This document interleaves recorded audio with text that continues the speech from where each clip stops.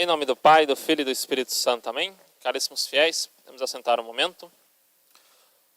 Ouvimos então, tanto na primeira leitura, quanto no Evangelho, a ressurreição de um jovem, a ressurreição de um menino muito aguardada pela sua mãe. A mãe chora tristemente ao ver a perda do seu filho. Tanto num caso como no outro, vemos que primeiro o profeta e depois nosso Senhor Jesus Cristo entram naquela casa, entram naquele local, né? Nosso Senhor se aproxima do menino sendo carregado e com uma palavra, com um ato, nosso Senhor o ressuscita. Nosso Senhor devolve a vida para aquele menino, para aquele jovem. Da mesma forma, o profeta Eliseu. Porém, interessante que nosso Senhor apenas fala, apenas age e logo o menino ressuscita. Eliseu, porém, faz mais de uma vez, se prostra e reza ao mesmo tempo diante daquele jovem. Os dois jovens são uma representação para nós da humanidade.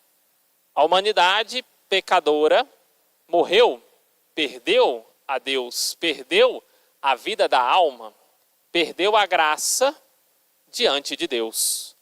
E perdendo-a, estando pronta para ser sepultada, Deus vai ao seu encontro.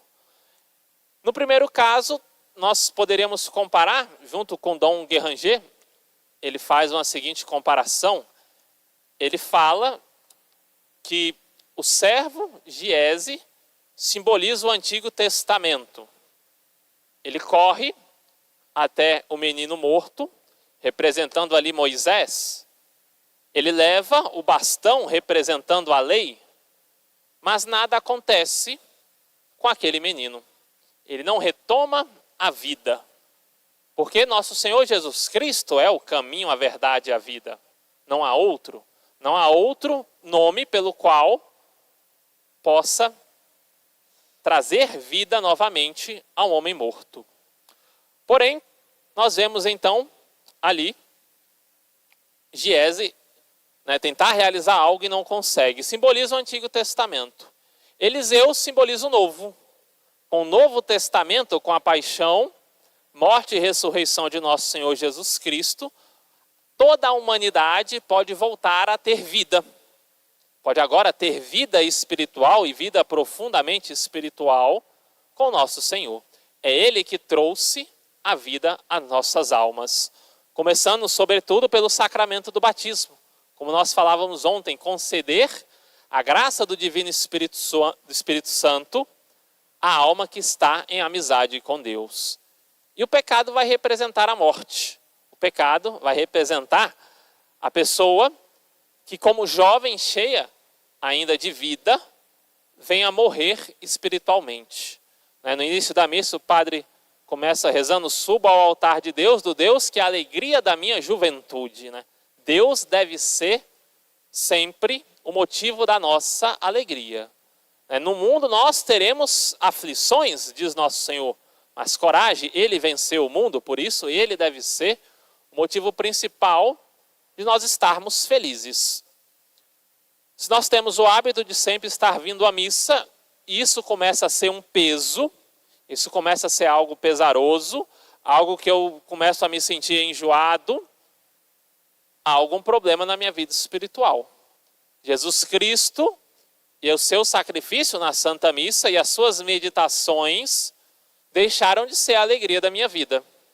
Então é um sinal claro de que eu estou perdendo o fervor ou eu não estou procurando progredir na minha vida espiritual.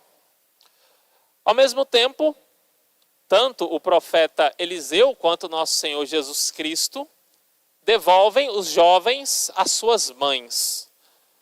Nosso Senhor instituiu o sacramento da reconciliação, o sacramento da penitência, da confissão. Ele institui aos apóstolos para que utilizassem e para que pudessem devolver a graça para os pecadores. Porém, o meio pelo qual ele quis utilizar foi o meio sacramental. E confiando aos apóstolos, confiou à igreja.